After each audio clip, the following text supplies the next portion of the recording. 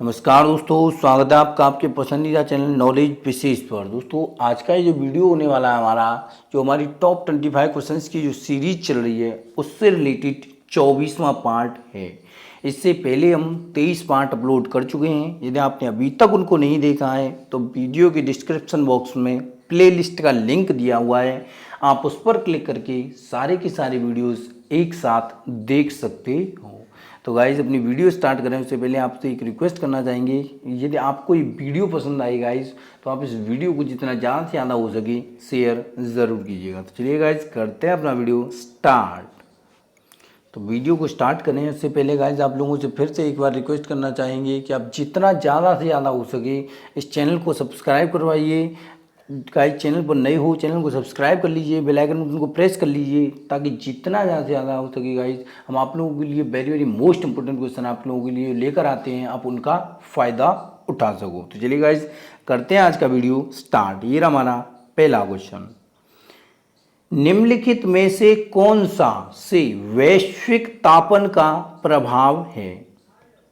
तो गाइस बात करें इसमें वैश्विक तापन का जो प्रभाव पड़ता है वो समुद्र तल का ऊपर की ओर उठना और महासागरीय धाराओं की प्रकृति में परिवर्तन होने से वैश्विक तापन का प्रभाव पड़ता है। तो गाइस इस प्रकार इसके विकल्प जो हो जाएंगे वो हमारे बी और सी दोनों ही सही हो जाएंगे, यानी सही विकल्प हो जाएगा हमारा आंसर डी हो जाएगा कि वैश्विक तापन का जो प्रभाव पड़ता है वो समुद्र तल के ऊपर उठने एवं महासागरीय धाराओं की प्रकृति में परिवर्तन के कारण होता है। तो इस प्रकार इसका विकल्प हमारा डी सही हो जाएगा। देखते हैं अगला क्वेश्चन। अगला क्वेश्चन है हमारा, क्षेत्रफल की दृष्टि से विश्व का सबसे बड़ा भू आविष्टित देश कौन सा है। तो क्षेत्रफल की दृष्टि से विश्व का सबसे बड़ा भू आविष्टित देश जो है वो है मंगोलिया। क्षेत्रफल की दृष्टि से विश्व का सबसे बड़ा भू आविष्टित देश पूछा गया है गाइस, तो वो कौन सा पड़ जाता है, वो हो जाता है मंगोलिया। तो इस प्रकार इसका विकल्प हमारा सी सही हो जाएगा। देखते हैं अगला क्वेश्चन। अगला क्वेश्चन है हमारा, टिहरी बांध किस नदी पर बना हुआ है। तो गाइस बात करें इसमें टिहरी बांध की, तो टिहरी बांध भागीरथी नदी पर है। किस पर है, टिहरी बांध भागीरथी नदी पर बना हुआ है। तो इस प्रकार इसका विकल्प हमारा ए सही हो जाता है। देखते हैं अगला क्वेश्चन। अगला क्वेश्चन हमारा, विश्व का सबसे बड़ा फरक्का बैराज भारत के किस राज्य में गंगा नदी पर बना है। तो जो विश्व का सबसे बड़ा फरक्का बैराज है वो भारत के किस राज्य में है, पश्चिम बंगाल राज्य में गंगा नदी पर बना हुआ है। विश्व का सबसे बड़ा फरक्का बैराज पश्चिम बंगाल में गंगा नदी पर ही जो है बना हुआ है। तो इस प्रकार इसका विकल्प हमारा बी सही हो जाता है। देखते हैं अगला क्वेश्चन। अगला क्वेश्चन हमारा, भारतीय गैस प्राधिकरण की स्थापना कब की गई थी। तो भारतीय गैस प्राधिकरण की जो स्थापना की गई थी वो वर्ष 1984 ईस्वी में की गई थी। कब की गई थी, वर्ष 1984 में भारतीय गैस प्राधिकरण की स्थापना की गई थी। तो इस प्रकार इसका विकल्प हमारा डी सही हो जाता है। देखते हैं अगला क्वेश्चन। अगला क्वेश्चन हमारा, भारत में कृषि मूल्य आयोग की स्थापना कब की गई थी। तो जो कृषि मूल्य आयोग की जो स्थापना की गई थी वो वर्ष 1965 ईस्वी में की गई थी। कब, वर्ष 1965 ईस्वी में कृषि मूल्य आयोग की स्थापना की गई थी। देखते हैं अगला क्वेश्चन। झील के अंदर झील मेनीटू किस देश में स्थित है। और झील के अंदर झील मेनीटू गाइज ये बात करें कनाडा के अंदर स्थित है। किस देश के अंदर स्थित है, कनाडा के अंदर स्थित है। तो इस प्रकार इसका विकल्प हमारा ए सही हो जाता है। अगला क्वेश्चन देखते हैं, किस देश को यूरोप का भारत कहा जाता है। Very very most important question है। यूरोप का भारत कहा जाता है इटली को। यूरोप का भारत किसे कहा जाता है, इटली को जो है यूरोप का भारत कहा जाता है। तो इस प्रकार इसका विकल्प हमारा डी सही हो जाएगा कि यूरोप का भारत किसे कहा जाता है, इटली को कहा जाता है। देखते हैं अगला क्वेश्चन, भारत के किस राज्य में लाख का सर्वाधिक उत्पादन होता है? तो जो लाख का सर्वाधिक उत्पादन होता है वो होता है झारखंड में। किसमें? झारखंड में लाख का सर्वाधिक उत्पादन होता है। तो इस प्रकार इसका विकल्प हमारा ए सही हो जाता है। देखते हैं अगला क्वेश्चन, मानव द्वारा सर्वप्रथम प्रयोग में लाई गई धातु कौन सी है?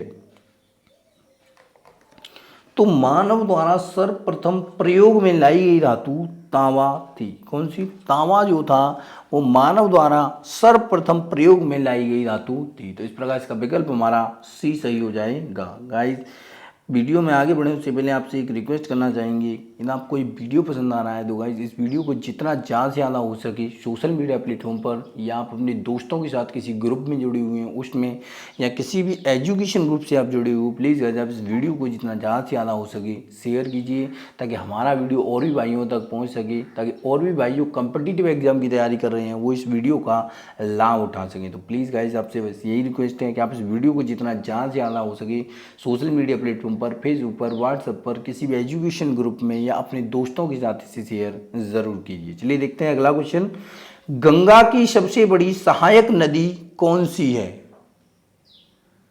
तो गाइस इसमें बात करें कि गंगा की जो सबसे बड़ी सहायक नदी है वो है यमुना। कौन सी?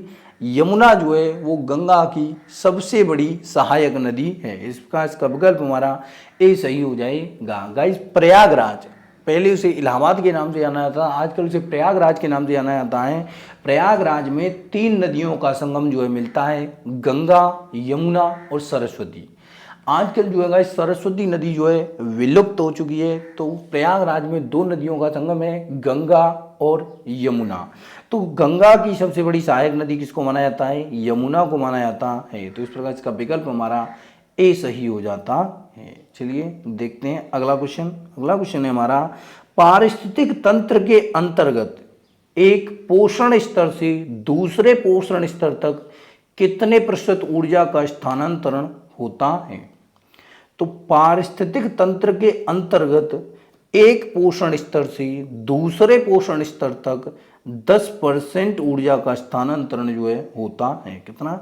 10% ऊर्जा का स्थानांतरण होता है। तो इस प्रकार इसका विकल्प हमारा सी सही हो जाता है। देखते हैं अगला क्वेश्चन, भारत में इलायची का सर्वाधिक उत्पादक राज्य कौन सा है? तो भारत के अंदर यदि बात करें इलायची का जो सर्वाधिक उत्पादक राज्य है वो है केरल। केरल के अंदर भारत में सबसे ज़्यादा इलायची का जो उत्पादन होता है। तो इस प्रकार इसका विकल्प हमारा ए सही हो जाता है। देखते हैं अगला क्वेश्चन। अगला क्वेश्चन है गाइस हमारा, निम्नलिखित में से कौन सा कथन जो है वो सत्य नहीं है, ऐसा पूछा गया है। तो गाइस इनमें से आपको 4 कथन दिए हुए हैं, तो इनमें से आपको बताना है कि कौन सा कथन जो है सत्य नहीं है। चोल साम्राज्य की आय का सबसे बड़ा स्रोत भूमि कर था, ये तो गाइस बिल्कुल भी सत्य नहीं है। ये तो बिल्कुल भी सत्य जो है नहीं है। चोल साम्राज्य की आय का सबसे बड़ा स्रोत भूमि कर था। दूसरा देखते हैं, ग्रामीण क्षेत्रों में लेन देन का माध्यम धान हुआ करते थे, तो ये बात भी गाइस बिल्कुल सत्य नहीं है। विदेशी व्यापार है तो महाबलीपुरम तथा कावेरीपट्टनम महत्वपूर्ण बंदरगाह थे, ये बात तो गाइस बिल्कुल सत्य है कि विदेशी व्यापार के लिए महाबलीपुरम तथा कावेरीपट्टनम जो थे वो महत्वपूर्ण बंदरगाह थे। कलुंजिया पोल चोल शासकों द्वारा प्रसारित स्वर्ण मुद्राएं थीं, तो ऐसा गाइस ये जो है सत्य नहीं है। तो इसमें केवल जो तीसरा जो है वो सत्य है। अब इसमें पूछा है निम्नलिखित कथन में से कौन सा सत्य नहीं है, तो गाइस फर्स्ट, सेकंड और आईवी जो है वो सत्य नहीं है। तो इनमें जो गाइस क्वेश्चन हो जाएगा हमारा डी, क्योंकि उपरोक्त में से कोई नहीं, क्योंकि यहाँ फर्स्ट सेकंड और आई भी कोई भी ऑप्शन नहीं दिया हुआ है। तो इस प्रकार हमारा विकल्प जो है वो डी सही हो जाएगा, क्योंकि ये विदेशी व्यापार हेतु जो मुख्य बंदरगाह थे महाबलीपुरम तथा कावेरीपट्टनम थे। तो इस प्रकार इसका विकल्प जो हो जाएगा गाइस हमारा डी सही हो जाएगा, क्योंकि इसमें जो है फर्स्ट सेकंड और आई भी जो ऑप्शन नहीं दिया हुआ है। देखते हैं अगला क्वेश्चन। अगला क्वेश्चन है हमारा, निम्नलिखित में से कौन सा कथन सत्य है। इसमें पूछा गया है कि इनमें से कौन सा कथन जो है वो सत्य है। तो गाइस इसमें देखते हैं, चोल काल में देवदासी प्रथा प्रचलित थी। ये बात तो गाइस बिल्कुल सत्य है कि चोल काल में देवदासी प्रथा प्रचलित थी। चोल राजा शैव मत के संरक्षक थे। ये बात बिल्कुल सत्य है कि चोल राजा जो थे वो शैव मत के संरक्षक थे। चोल कालीन कांस्य प्रतिमाओं में सर्वाधिक प्रसिद्ध नटराज की प्रतिमा थी। ये बात भी गाइस बिल्कुल सत्य है कि नटराज की जो प्रतिमा थी वो सर्वाधिक प्रसिद्ध थी। चोल कालीन लेखक जय गुंडोर ने तमिल रामायण की रचना की थी। नहीं गाइस, उसने जो है वो तमिल रामायण की रचना नहीं की थी। तो गाइस इनमें जो सत्य कथन हो जाएंगे वो हो जाएंगे फर्स्ट, सेकंड एवं थर्ड। तो इस प्रकार गाइस इसका विकल्प जो हो जाएगा वो हमारा बी सही हो जाएगा, कि चोल काल में देवदासी प्रथा तो प्रचलित थी, चोल राजा शैव मत के भी संरक्षक थे, और चोल कालीन कांस्य प्रतिमाओं में सर्वाधिक प्रसिद्ध नटराज की प्रतिमा थी। तो गाइस इस प्रकार ये तीनों विकल्प हमारे सही हैं। तो इस प्रकार हमारा विकल्प जो मेन सही हो जाएगा वो हो जाएगा बी, कि फर्स्ट सेकंड थर्ड तीनों ही सत्य कथन है। देखते हैं अगला क्वेश्चन। अगला क्वेश्चन है हमारा, चोल कालीन प्रशासन की मुख्य विशेषता स्थानीय सुशासन को प्राप्त स्वायत्त थी। ये कथन दिया हुआ है गाइस। चोल कालीन प्रशासन की जो मुख्य विशेषता थी वो स्थानीय सुशासन को प्राप्त स्वायत्तीय विशेषता थी। ये बात गाइस बिल्कुल सत्य है, कारण परांतक फर्स्ट के उत्तर मेरूर अभिलेख से चोल प्रशासनिक प्रणाली की जानकारी मिलती है। गाइस बात तो ये दोनों ही सत्य हैं, और दोनों ही सत्य होने के साथ साथ गाइस कारण जो कथन जो है वो कारण की सही व्याख्या भी करता है। तो इस प्रकार इसका विकल्प जो हो जाएगा वो हमारा ए सही हो जाएगा, कि ए तथा आर दोनों ही सही हैं, और आर ए की जो है वो समुचित व्याख्या भी करता है। तो इस प्रकार इसका विकल्प हमारा ए सही हो जाएगा। देखते हैं अगला क्वेश्चन। अगला क्वेश्चन है हमारा, सोडियम को कहाँ रखा जाता है। Very very most important question है गाइस।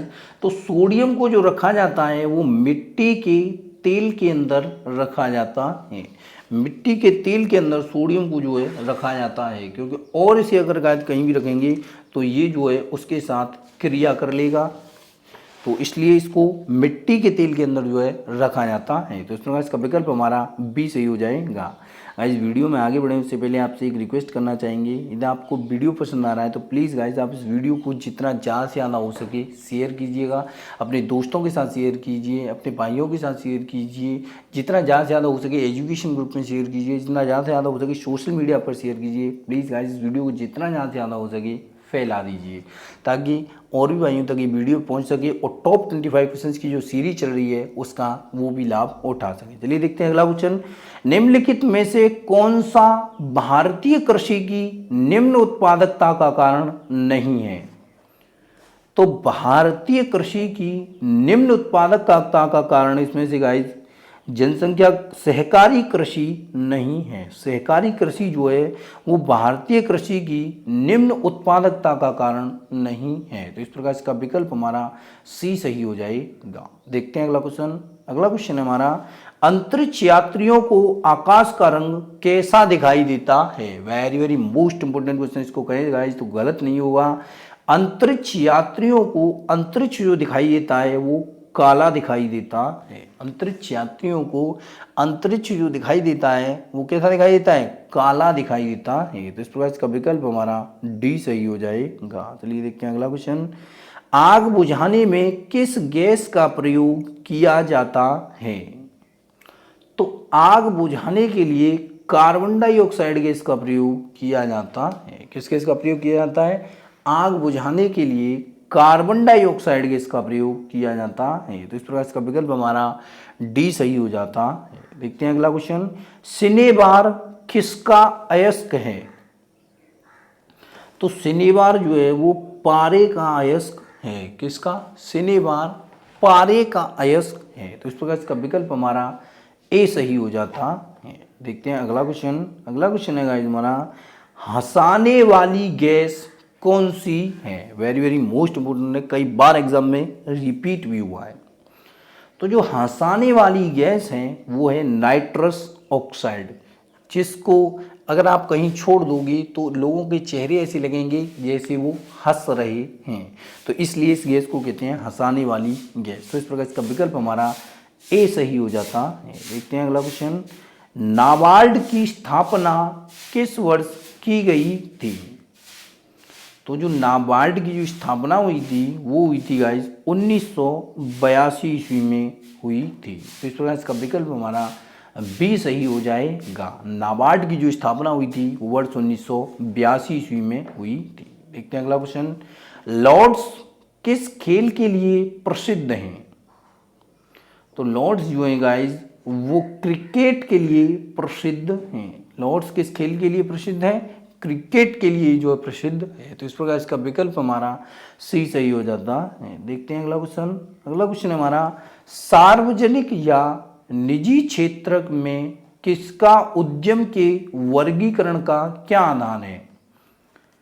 सार्वजनिक या निजी क्षेत्र में किसी उद्यम के वर्गीकरण का जो आधार हो जाता है वो जाता है उद्यम की परिसंपत्तियों का स्वामित्व जो होता है वो उसके वर्गीकरण का आधार होता है। तो इस प्रकार इसका विकल्प हमारा बी सही हो जाता है। गाइस चलते चलते आप लोगों से एक रिक्वेस्ट करेंगे, यदि आपको ये वीडियो पसंद आया हो तो प्लीज़ गाइस आप इस वीडियो को जितना ज़्यादा से ज़्यादा हो सके अपने दोस्तों के साथ, अपने भाइयों के साथ, या जिस भी आप सोशल मीडिया प्लेटफॉर्म से जुड़े हो, आप फेसबुक से, व्हाट्सअप से, टेलीग्राम से, जहाँ भी आप जुड़े हुए हो, किसी भी एजुकेशन ग्रुप से आप जुड़े हो, प्लीज़ गाइस इस वीडियो को शेयर ज़रूर कीजिएगा। चैनल पर नए हो चैनल को सब्सक्राइब कर लीजिए, बेल आइकन बटन को प्रेस कर लीजिए ताकि जब भी वीडियो डाली जाए उसकी अपडेट आप तक पहुँच सके। धन्यवाद गाइस।